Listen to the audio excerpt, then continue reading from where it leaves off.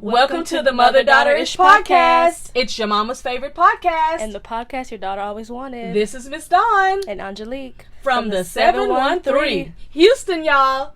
Get connected and stay connected weekly as new shows debut on Sunday, Wednesday, and please check out our Saturday Out and About showcases.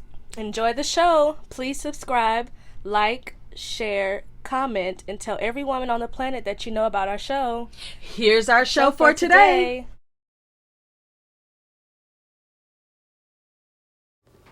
Hey mothers and daughters, guess what? I'm talking about something today that affects many, many women.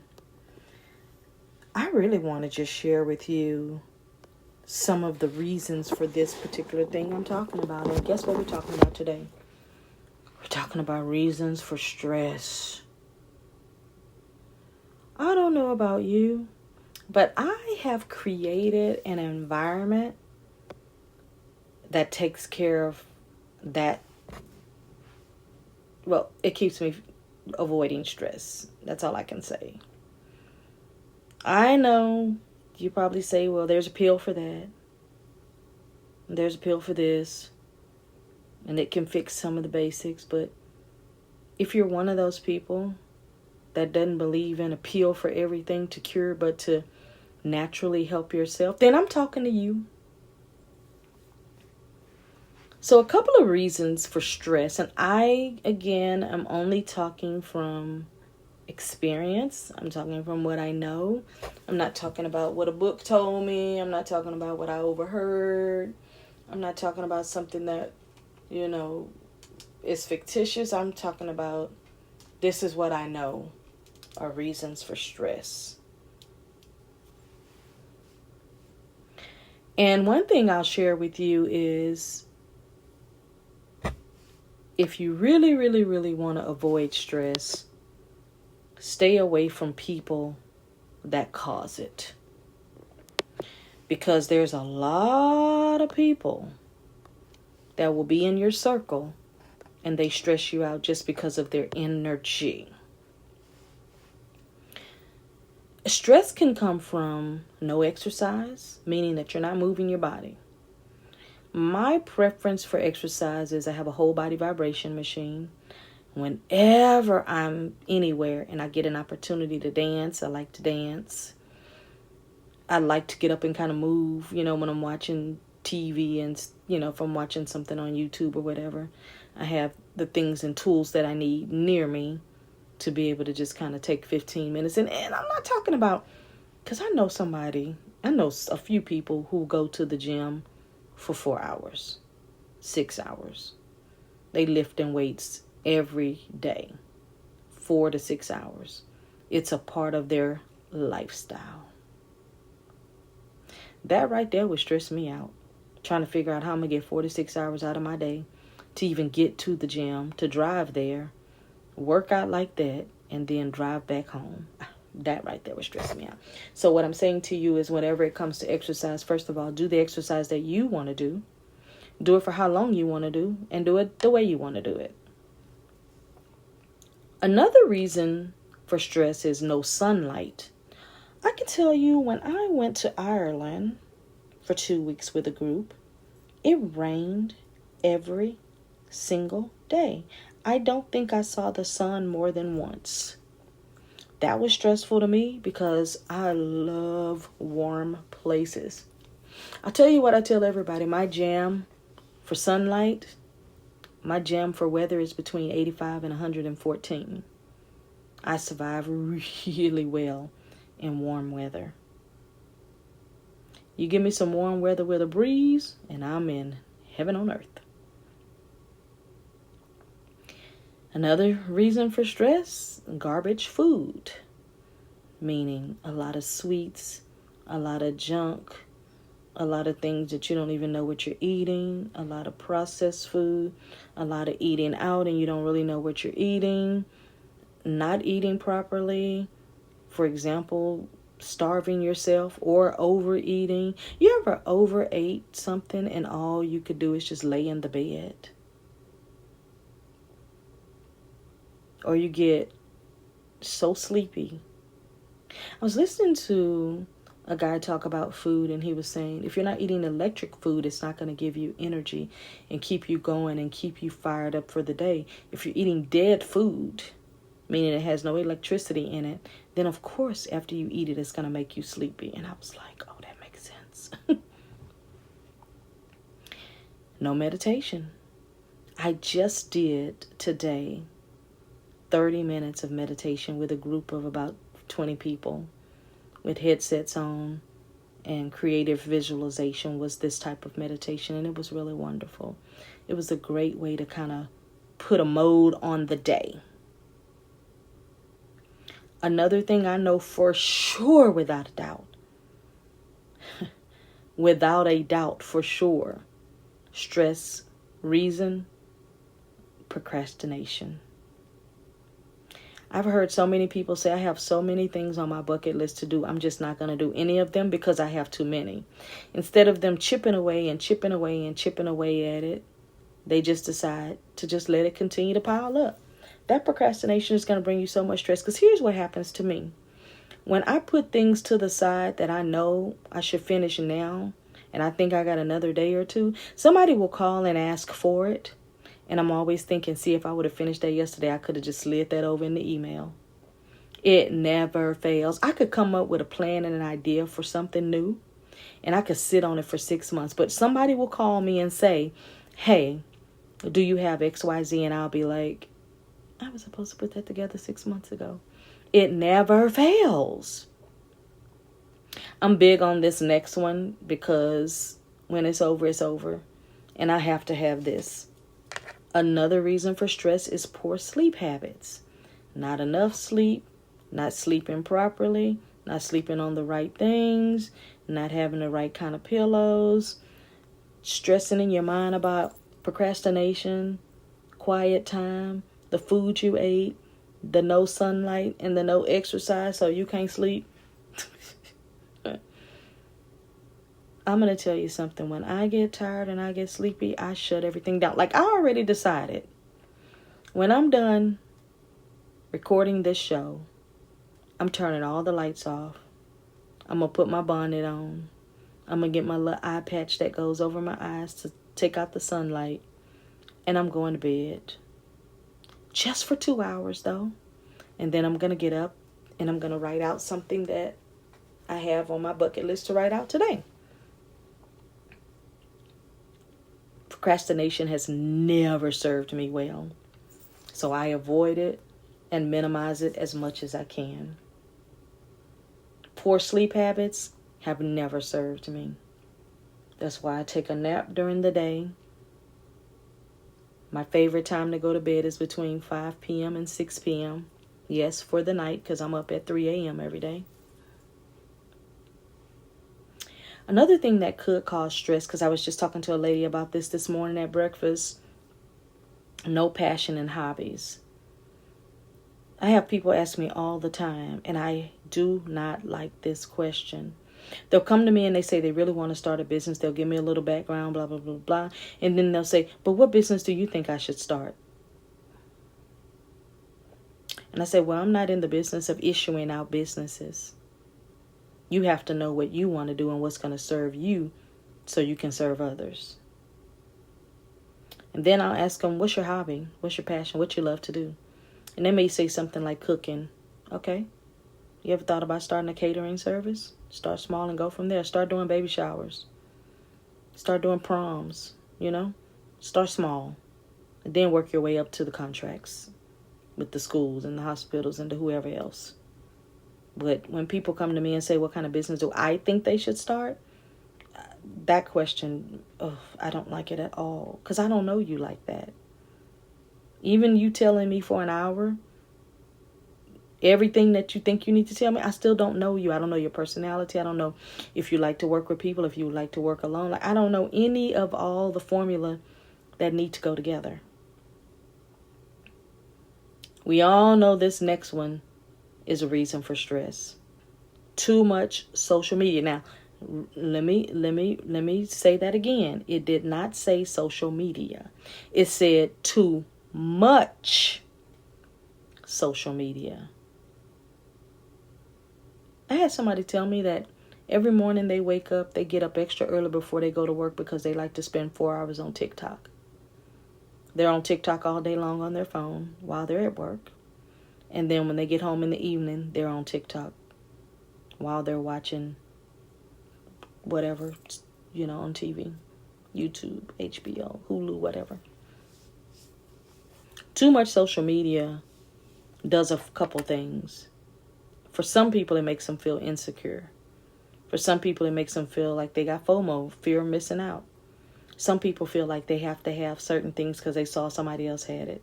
Some people feel like they got to do things other people do because they saw that somebody else did it. Some people feel like they have to judge themselves because somebody else look like them or better than them. Some people feel like they have to have a relationship because they see all the couples. Listen, that's when you know you got too much social media in your life, when you're trying to compete with people that you don't even know, that don't even know your name, don't know anything about you, don't even realize that you're looking back at them trying to compete.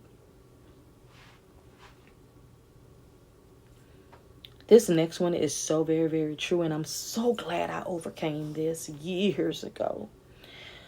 But another reason for stress can definitely be bad management of time. Let me tell you something. I have 2 pet peeves. One, people that are late and they blame it on the traffic. If you live in an area that you know the deal on the traffic, why wouldn't you leave extra early? Yeah, you left an hour before you needed to be here, but you knew you needed to leave an hour and a half. You think the hour was good enough when you already knew the traffic wasn't going to be sufficient enough. I don't like people that are late and that's their MO. If you're late once, something happened, I got you. Even twice, I got you. But if you're known as the late person and you think that's cute, it's not. If you're going on a job interview and your job interview is at 9 a.m., you need to be there at 8:30 sitting in the parking lot. You need to go in at 8:45. And you need to be having them ready for you.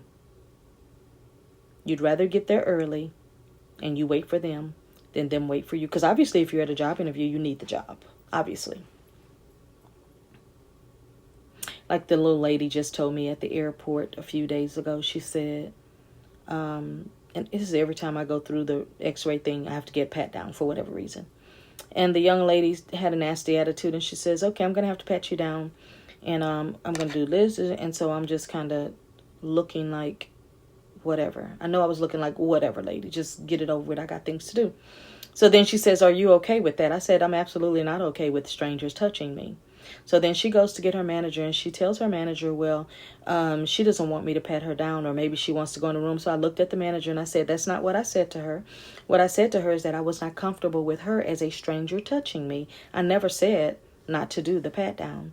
So then she does the pat down. And when I walk away, she goes, it ain't like I wanted to touch on people all day anyway. So in my mind, and let me tell you, it took the strength of the Holy Spirit.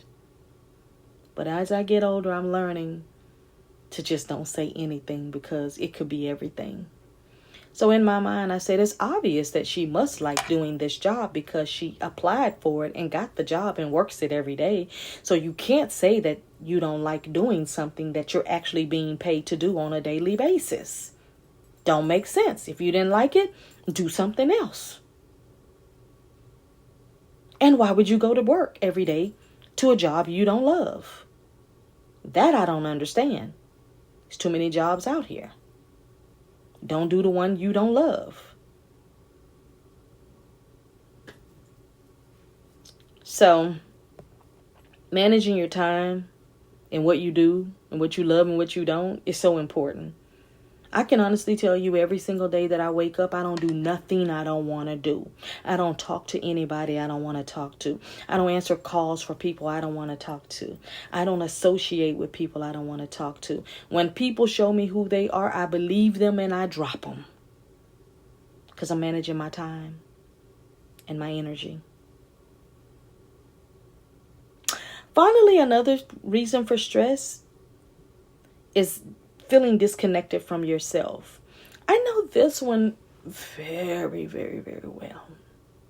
But mine comes from knowing that I know, but trying to figure out, is that what you think you know, or is that what it is? I've gotten to the realization is that it is. I know who I am. Okay? I know that I have better in me that I'm doing. I know what I want, and I know how to get it. But in order to get all the things that I know are for me, I have to deal with other people to get there. For example, I'm working on something and I'm making phone calls to get the correct, I don't want to reveal too much. So I'm working on something that I have to go through about 15 channels to get exactly what I need. The first channel, people don't call you back. They don't email you back. And they pretend like you've never called them until you make that 5th call and they go, oh yeah, I had your voicemail. I just been so swamped I ain't had time to call you back. But this is literally your job, is to call me back. Next person, sent a voicemail and an email. They never called me back.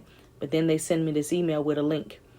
Wrong link. I emailed them back and said, no, the link you sent me is for XYZ. I asked you about this, and this. They email me back and say, can you be more specific exactly what you want? Here I am, number 2, very specific as to what I want, what I'm looking for, what the end result is supposed to be. Another channel, I get on the phone with a gentleman and I give him exactly what I want. He refers me to somebody who thought I needed something else. That's exactly not what I wanted, but I'm so glad she attached his email to what he asked for, and he did ask for the wrong thing, even though it's not what I said, because I recorded the call, so I had to go back and listen to it to make sure I was right, that what I said to him was that I'm looking for XYZ. He went ABC, not what I was looking for. So I called back and I asked for him, because when she attached the email of what he asked her, now I see why she answered me the way she did. So I went back to him. Come to find out, he did not understand what I needed, so he gave me to his supervisor. How embarrassing is it that you would have to be sitting at your job and you would have to give me to your supervisor? And you're in the department that's supposed to get everybody where they need to go. Wild. So he gets me to his supervisor. I ask her the specific question. She says, you need to speak with so-and-so. She has that answer, and she can tell you exactly what to do. I understand what you're saying. She said, let me repeat what you're asking me. You're asking me XYZ. And I said, yes, ma'am. And that was the end of the story. Now, she gave the message to the person. She CC'd me on the email. The person has still 3 days later not responded to me yet. However, I am in a different country right now and I don't have Wi-Fi today, but I will have it tomorrow. So I'll see if that person has responded to me tomorrow. But I can't wait to get back home so I can get back to my calling log so I can start calling people and getting to the bottom of this thing. And what I need is so simple, but yet so challenging. And I love it. Let me tell you why I love it. I love it because I have figured out how to manage stress. And I love that about myself. But I've also figured out how to not allow other people's energy, especially their negative energy, to stress me out. But the other reason that I love the process that I'm going through with calling all these individuals to get to the end result, because the end result is massive. But the other reason I love going through this is because I'm going to learn so much for the next time somebody comes to me and say, Dawn, how do I do that? I want to be able to do that too. I won't have to go through the channels. I can go straight to the source and say, hey, because see what that does is it makes me a resource. What it does is it makes my value go up. What it does is when whatever the fee is, nobody's going to gawk at it. Because if they try to do it themselves, I can look at my tally right now. And I've already spent 32 hours getting to what I need. A third of it, I got it. The rest of it is the completion of it. Okay? Everything on my end to make this happen is done. But I got to deal with other people. Crazy. To get to the end. So that's the part why you have to manage your stress. Because when you're dealing with other people, it's not going to work out how you think it's going to work out. I have literally seen people get into it with folks in public and they just bawl out, cry, scream, fight, cuss. I've seen fights, I've seen cuss. I literally was in an airport a month ago and the little kid started screaming and crying. And the mother of the child, or whoever that woman was with that child, she cussed that child out so loud and in public from the beginning to the end of the walkway. She called that child every name but what any child ever should be called. She called that baby names that adults shouldn't be called. That baby looked like he was 3 or 4, maybe 4. Maybe 4 finna be 5 tomorrow. You know what I'm saying? Like a baby. She said it loud in public. And she meant every word. Everybody turned around and looked in disbelief like, is this happening? I was embarrassed. For the baby. Not the grown person. That's my show today on how to, 1, avoid stress, 2, what causes stress, sharing a little bit with you about things that I've done to keep myself from being stressed out. And I deal with so many people. I'm in membership with so many organizations and just dealing with so many people that I have to be able to manage my stress because people do weird things and they don't see anything wrong with it. And they just carry on and make themselves a victim.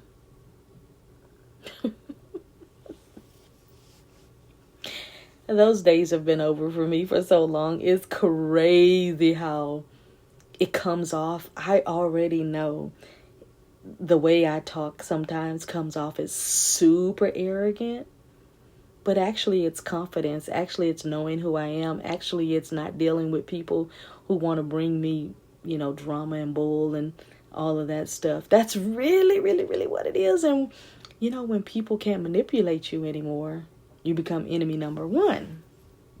Okay?